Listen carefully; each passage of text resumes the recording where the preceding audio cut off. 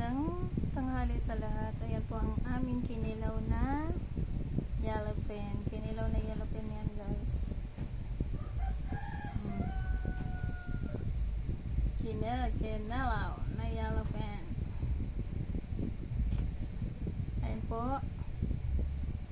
Kumakain ba kayo ng kinilaw? Ayan. Kinilaw. Dami pagkatimpang. Nami siya pagkatimpla, guys. Naluto na siya sa suka. Sarap pulutan.